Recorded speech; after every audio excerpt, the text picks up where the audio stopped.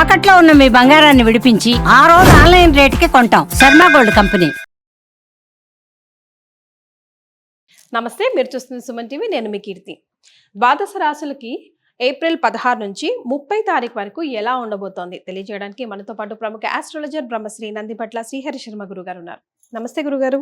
వాగర్థ విభ సంపృక్తౌ వాగర్థ ప్రతిపత్తయే జగతః పితరౌ వందే పార్వతీ పరమేశ్వరౌ ఆదిత్యాయ చ సోమాయ మంగళాయ బుధాయ చ గురు శుక్ర శనిభ్యశ్చ రాహవే కేతవే నమః.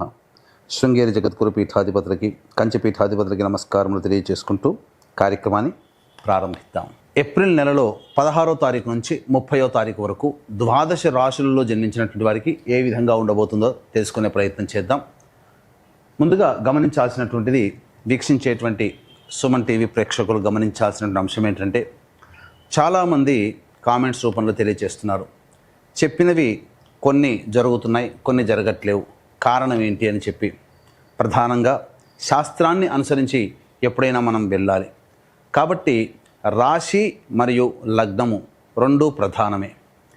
కాబట్టి ఇక్కడ ఈ యొక్క సందేహాలకన్నిటికీ కూడాను నివృత్తి చేస్తూ ఇప్పుడు క్లియర్ కట్గా ఇంకా లోతైనటువంటి విషయ పరిజ్ఞానాన్ని ప్రేక్షకులకు అందించాలనేటువంటి ఒక సదుద్దేశంతో మనం ముందుకు వెళదాం. ముఖ్యంగా అందరికీ కూడా గుర్తుపెట్టుకోండి, జన్మ లగ్నం అని ఉంటుంది, జన్మ నక్షత్రాన్ని బట్టి రాశి ఉంటుంది. కొంతమందికి date of birth, time, place తెలియవు. కాబట్టి పేరులో మొదటి అక్షరం ఏది ఉంటుందో దానిని బేస్ చేసుకొని ఆ రాశిని మనం చూసుకోవాలి. అయితే నామనక్షత్రంలో కూడా చాలామంది పొరపాటు పడుతున్నారు. కాబట్టి ఇక్కడ వాటికి సంబంధించినటువంటిది, ఉదాహరణకి శ్రీనివాస్ అనే పేరుందనుకోండి, ఏం చూస్తున్నారు? కుంభరాశి చూస్తున్నారు కాదు, తులారాశి చూసుకోవాలి. ఇలా కాబట్టి ఎవరైనా కానీ జన్మించిన లగ్నాన్ని ఆధారంగా చేసుకొని మొట్టమొదటిగా మనం చూసుకోవాలి. జన్మ లగ్నం తెలియని వాళ్ళు కనీసం రాశి నుంచి చూసుకోవాలి. ఈ జన్మలగ్నము రాశి రెండూ తెలియనటువంటి వాళ్ళు నామ నక్షత్రం మీదుగా చూసుకోవాలనేటువంటిది విషయాన్ని ప్రేక్షకులకు తెలియజేస్తున్నాను. కాబట్టి ఈ పట్టు నుంచి మనము లగ్నాన్ని బేస్ చేసుకొని మరియు రాశిని బేస్ చేసుకునే విధంగా తెలియజేసుకునే ప్రయత్నం చేద్దాం. ముఖ్యంగా కొంతమందికి, ఉదాహరణకి ఇప్పుడు మనం మేష నుంచి మొదలు పెడుతున్నాం కాబట్టి మేషలగ్నము, ఈ మేషలగ్నము ఒక వ్యక్తికి ఉంటుందనుకుందాం. అదే మేషలగ్నంలో జన్మించినటువంటి వ్యక్తికి కన్యా రాశి, మరి ఏ రాశి ఫలాలు చూసుకోవాలి అనేటువంటి సందేహం కూడా కలుగుతుంది. కాబట్టి ఇక్కడ నివృత్తి చూస్తూ మొట్టమొదటిగా లగ్నమే ప్రధానం కాబట్టి ఎవరు ఏ లగ్నంలో జన్మించారో ఆ లగ్నాన్ని బేస్ చేసుకునే పరిహారాలు చూసుకుంటే మీకు ఖచ్చితంగా అన్నీ సరిపోతాయి. అది గుర్తుపెట్టుకోండి. లగ్నము తెలియని వాళ్ళు అప్పుడు రాశి చూసుకోవాలి. అంటే ఒకరిది మేషలగ్నం అయి ఉండి కన్యా రాశి అయితే లగ్నాన్ని మేషలగ్నంగానే ప్రధానంగా చూసుకొని ఫలితాలు బేరీజ్ వేసుకోవాలి. లేదు కన్యా రాశి అనుకున్నప్పుడు లగ్నం తెలియనప్పుడు కన్యా రాశి నుంచి చూసుకుంటే 40% వరకు మ్యాచ్ అవుతాయి. లగ్నం నుంచి చూసుకుంటే 60 to 70% వరకు మనం చెప్పేటువంటి విషయాలు మ్యాచ్ అవుతాయనేటువంటి విషయాన్ని గమనించుకోగల ప్రార్థన. ఇక వివరాల్లోకి వెళ్ళినట్లయితే ప్రధానంగా ఈ యొక్క 12 రాశుల్లో జన్మించినటువంటి వారికి ఏ విధంగా ఉండబోతుందో తెలుసుకునే ముందు గ్రహ సంచారం తెలుసుకుందాం. మేషంలో రవి మరియు వృషభంలో గురువు, కర్కాటకంలో కుజువు, కన్యలో కేతువు, అలాగే మీనంలో బుధ, శుక్ర, శని, రాహు గ్రహాలు. కాబట్టి చాతుర్గ్రహ కూటమి 30వ తారీఖు వరకు కూడా ఉండబోతుంది అనే విషయాన్ని గుర్తుపెట్టుకోవాలి. సో గురుగారు, ముఖ్యంగా మేషరాశి వారికి మరి ఏప్రిల్ 16 నుంచి 30 తారీఖు వరకు ఎలా ఉండబోతుంది అంటారు?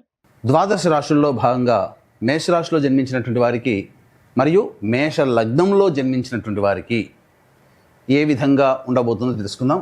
ముందుగా ఈ యొక్క సంబంధించినటువంటి లగ్నంలోనే రవి యొక్క స్థితి, అలాగే 2వ స్థానంలో గురువు మరియు 4వ స్థానంలో కుజుని యొక్క ప్రభావం వెరసి ఇంటా బయట అనేక రకాలైనటువంటి సమస్యలు ఎదుర్కోవాల్సినటువంటి పరిస్థితి. ముఖ్యంగా ఉద్యోగస్తులైతే ఉద్యోగపరంగా చికాకులు, సవాళ్ళు, ఒత్తిడిలు ఎదుర్కోవాల్సినటువంటి పరిస్థితి ఉంటుంది. కాబట్టి ఉద్యోగస్తులు జాగ్రత్తగా తోటి ఉద్యోగస్తులతో, అధికారులతో లౌక్యంతో వ్యవహరించండి. ఇది ప్రధానంగా గమనించాల్సినటువంటిది. ఇక వ్యాపారస్తులకి చూసుకున్నట్లయితే ప్రధానంగా ఈ యొక్క మేషలగ్నము లేదా మేష రాశిలో జన్మించినటువంటి వారికి కొంత అధిక ధన వ్యయం అయ్యేటువంటి అవకాశం ఉంది. కుల వృత్తుల్లో ఆశించినటువంటి మేర ధనాదాయము ఉండకపోవచ్చు. కాబట్టి జాగ్రత్తలు పాటించండి. వ్యాపారంలో ఉన్నటువంటి వాళ్ళు మాత్రం ఆచితూచి స్పందించండి. ఎందుకనంటే అడ్వాన్సుల రూపంలో ఎక్కువగా డబ్బిస్తే నష్టపోయే అవకాశాలు ఉంటాయి. కాబట్టి క్రెడిట్ రూపంలో కాకుండా నగదు రూపంలో మీ యొక్క వ్యవహారాలు కనుక చూసుకుంటే చాలా మటుకు సేఫ్ సైడ్లో ఉంటారని చెప్పవచ్చు. ముఖ్యంగా ఈ యొక్క వ్యయస్థానంలో బుధగ్రహ సంచార ప్రభావం ఈ కారణం చేత కొన్ని ఇబ్బందికర పరిస్థితులు అనేటువంటివి ఉంటాయి. ముఖ్యంగా అనారోగ్య సమస్యలు, నరములకు సంబంధించినటువంటిది లేదా కీళ్లకు సంబంధించినటువంటి నొప్పులతో బాధపడే అవకాశాలు ఈ యొక్క మేషలగ్నము లేదా మేష రాశిలో జన్మించినటువంటి వారు పొందే అవకాశం గోచరమవుతుంది. ముఖ్యంగా అనవసరమైనటువంటి దూర ప్రాంత ప్రయాణాలు, అనవసరంగా ఖర్చులు పెరిగిపోవడం ఇలాంటివి గమనించవచ్చు. ముఖ్యంగా ఈ మేషరాశిలో జన్మించినటువంటి వారు విద్యార్థులు తమ యొక్క విద్య కోసమే ఎక్కువగా కష్టపడాల్సినటువంటి పరిస్థితి ఉంటుంది. కాబట్టి జ్ఞాపకశక్తికి పెంచుకునే ప్రయత్నము, ఎక్కువగా కష్టపడే ప్రయత్నం చేసుకుంటే ఈ 30వ తారీఖు వరకు సజావుగా సాగిపోతుందని చెప్పవచ్చు. ఇక వివాహం కావాల్సినటువంటి అబ్బాయిలకి అమ్మాయిలకి వివాహం జరిగేటువంటి సూచనలు గోచరమవుతున్నాయి. నిశ్చయితాంబూలాలు కూడా అయ్యే అవకాశం గోచరమవుతుందని చెప్పవచ్చు. ఏతావాత చెప్పుకొచ్చినది ఏమిటంటే ఈ యొక్క మేషలగ్నము లేదా మేష రాశిలో జన్మించినటువంటి వారికి సాధారణమైనటువంటి ఫలితాలు ఉంటాయి. గురువు ద్వితీయ స్థానంలో సంచార ప్రభావము కాస్త ఊరట కలిగించేటువంటి కలుగుతుంది. అంటే అనుకూలంగా ఉండబోతున్నాడు గురువు. సమయానికి ఖర్చులకి తగ్గట్టుగా ఆదాయము ఉంటుంది, ఖర్చులు వెళుతాయి, కానీ ఆశించిన మేర ధనాదాయం అంతగా ఉండకపోవచ్చు అనే విషయాన్ని గమనించుకోవాలి. ఇక ముఖ్యంగా చేసేటువంటి ప్రతి ప్రయత్నంలో ఈ యొక్క కుజ, కేతు, రాహు మరియు శని సంచార ప్రభావం వలన ఆటంకములు అనేటువంటివి మేషరాశిలో లేదా మేషలగ్నంలో జన్మించినటువంటి వారికి ఎక్కువగా ఉండబోతున్నాయి. కాబట్టి కడు జాగ్రత్తలు తీసుకోవాల్సినటువంటి పరిస్థితి అని ఈ మేషరాశి వారికి చెప్పవచ్చు. ముఖ్యంగా 16వ తారీఖు నుంచి 30వ తారీఖు వరకు రోజువారీగా ఏ విధంగా ఉండబోతుందనే విషయాన్ని క్లుప్తంగా తెలుసుకునే ప్రయత్నం చేద్దాం.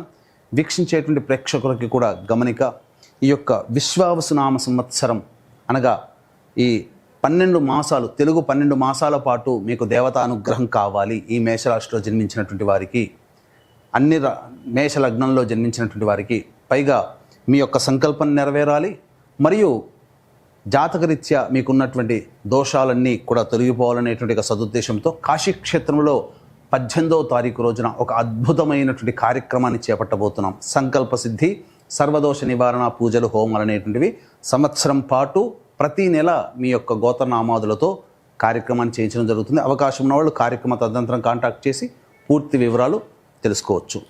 ఇక వివరాలకు వెళ్ళినట్లయితే 16, 17, 18వ తారీఖుల్లో ఈ మేషలగ్నము లేదా మేష రాశిలో జన్మించినటువంటి వారు జాగ్రత్తలు పాటించండి.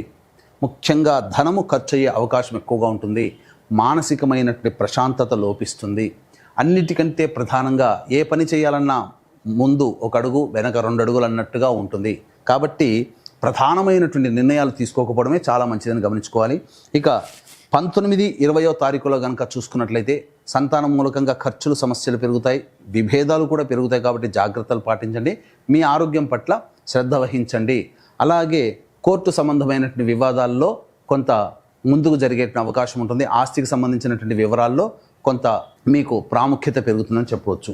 ఇక 21, 22, 23, 24 తేదీలలో ఉద్యోగంలో ఉన్నటువంటి వారికి మంచి ఆదరణ, అధికారులకు అనుగ్రహం కలుగుతుంది. నిరుద్యోగస్తులకి ఉద్యోగం లభించే అవకాశం గోచరమవుతుంది. అన్ని విధాలుగా సంతోషముగా ఉంటుంది. వృత్తి, ఉద్యోగ, వ్యాపారాల్లో ఉన్నటువంటి వాళ్ళు మంచి స్థితిలో ఉంటారు. అలాగే ఆనందకరమైనటువంటి జీవితాన్ని పొందుతారు. ధనాదాయం చాలా చక్కగా ఉంటుంది. రాని బాకీలు వసూలవుతాయి. ఇక 25, 26వ తారీఖులో కనుక చూసుకున్నట్లయితే ముఖ్యంగా దాంపత్య భాగస్వాముల మధ్య విభేదాలు వచ్చే అవకాశం ఉంటుంది. కాబట్టి జాగ్రత్తలు పాటించండి. అనవసరమైనటువంటి ఖర్చులు, దూర ప్రాంత ప్రయాణాలు చేసే అవకాశాలు గోచరమవుతున్నాయి. ముఖ్యంగా మానసికంగా ఆందోళనగా ఉండే అవకాశం ఉంటుంది. కాబట్టి ఎక్కువగా టెన్షన్స్ తీసుకోకునే ప్రయత్నం చేయకండి. అన్ని విధాలుగా ప్రశాంతంగా అన్ని సాగుబాటు జరుగుతాయనే ఉద్దేశంతో అతిగా స్పందించకుండా ఉండే ప్రయత్నం చేయండి. ధనముని నష్టపోతారు. తెలిసిన వాళ్ళకి డబ్బులు అప్పుగా ఇవ్వడం అనేటువంటిది ఇవ్వకండి. ఈ విధంగా చేసినట్లయితే చాలా మటుకు మీరు సేఫ్ సైడ్లో ఉంటారని చెప్పవచ్చు. ఇక 27, 28వ తారీఖులో కనుక చూసుకున్నట్లయితే ప్రధానంగా ఉద్యోగంలో కానీ, వృత్తి వ్యాపారాల్లో కానీ పెండింగ్లో ఉన్నటువంటి పనులన్నీ కూడా పూర్తి చేసుకుంటారు. అంతే విధంగా చూసుకున్నట్లయితే నిరుద్యోగస్తులకి ఉద్యోగం లభించే అవకాశం ఎక్కువగా గోచరమవుతుంది. విందులు, వినోదాలు కుటుంబ సభ్యులతో పాల్గొంటారని చెప్పవచ్చు. ఇక 29, 30 తారీఖుల్లో ధనపరమైనటువంటి ఖర్చులు అధికంగా ఉండబోతున్నాయి. పెద్దలతో వాగ్వివాదాలు జరుగుతాయి. ఏదైనా ఒక విషయం మీద డిబేట్లు జరిగే అవకాశం ఉంది. కాబట్టి జాగ్రత్తలు పాటించండి. అన్ని విధాలుగా యోగదాయకంగా ఉంటుంది. ధనం విషయంలో మాత్రం జాగ్రత్తలు పాటించండి. ఇక ముఖ్యంగా కుటుంబ సభ్యులతో వాగ్వివాదాలు చోటు చేసుకుంటాయనే విషయాన్ని మేషలగ్నము లేదా మేషరాశిలో జన్మించినటువంటి వారు పొందగలరని చెప్పవచ్చు. మరి మీ ఏప్రిల్ 16 తారీఖు నుంచి 30 తారీఖు వరకు మహిళలకు ఎలా ఉంటుందో ఒకసారి వివరించండి గురుగారు. మేషలగ్నము లేదా మేషరాశిలో జన్మించినటువంటి వారి స్త్రీలకి గనక చూసుకున్నట్లయితే కుటుంబంలో బాధ్యతలు పెరుగుతాయి, పెద్దరికంగా వ్యవహరించాల్సినటువంటి పరిస్థితులు వస్తాయి. అయితే బాధ్యతలు పెరిగినంతగా గౌరవ మర్యాదలు పెరగవు. తదనుగుణంగా కొన్ని ఇబ్బందికర పరిస్థితులు, కుటుంబ సభ్యులతో వాగ్వివాదాలు పెరగడము, అలాగే మీరు ఎంత పని చేసినా ఎదుటివారు మీ యొక్క సామర్థ్యాన్ని గుర్తించలేకపోవడం ఒకంత బాధకు గురి చేసే అవకాశం ఉంటుంది. ముఖ్యంగా ఆరోగ్యం పట్ల శ్రద్ధ వహించాల్సినటువంటి పరిస్థితి. అయితే గృహిణులు అయితే కాస్త వ్యవహారాల్లో జాగ్రత్తలు పాటించండి, ఎందుకంటే కింద పడడాలు అనేటువంటివి జరుగుతాయి. కాబట్టి జాగ్రత్తగా ఉండండి. ఏది ఏమైనప్పటికీ కూడా ఈ యొక్క మేషరాశి లేదా మేషలగ్నంలో జన్మించినటువంటి మహిళలు ఉద్యోగినులైతే జాగ్రత్తలు పాటించండి. ముఖ్యంగా అధికారులతో వాగ్వివాదాలు చోటు చేసుకుంటాయి. ఇక ఏతవాత చూసుకున్నట్లయితే ఈ యొక్క మేషరాశి లేదా మేషలగ్నంలో జన్మించినటువంటి మహిళలు చాలా మటుకు ప్రశాంతంగా ఉండే ప్రయత్నం చేయండి. అనవసరమైనటువంటి విషయాల్లో తలదూర్చకుండా ఉండడమే మేలు అనేటువంటి విషయాన్ని గమనించుకోవాలి. మరి వీరిరువురు ఎలాంటి పరిహారాలు పాటించాలంటారు? ఇక ఈ మేషరాశి లేదా మేషలగ్నంలో జన్మించినటువంటి వాళ్ళు తీసుకోవాల్సినటువంటి జాగ్రత్తలు కనుక చూసుకున్నట్లయితే ప్రతిరోజు సూర్యుడికి నమస్కారం, సూర్యాష్టకం 6 సార్లు పారాయణం చేయడం, సుబ్రహ్మణ్య భుజంగ స్తోత్ర పారాయణం చేసుకున్నట్లయితే చాలా మటుకు ప్రశాంతత నెలకొని ఉంటుంది. అలాగే ఈ ఏప్రిల్ 18వ తారీఖు రోజున జరుగుతున్నటువంటి సంకల్ప సిద్ధి సర్వదోష నివారణ పూజల హోమాల్లో పాల్గొనడం ద్వారా మీకున్నటువంటి చాలా మటుకు సమస్యలు ఆ విశ్వేశ్వరుని యొక్క అనుగ్రహంతో తీరుతాయని చెప్పవచ్చు. చాలా సంతోషం గురుగారు, ధన్యవాదాలు. సర్వం శ్రీ ఉమామహేశ్వర పరబ్రహ్మార్పణమస్తు.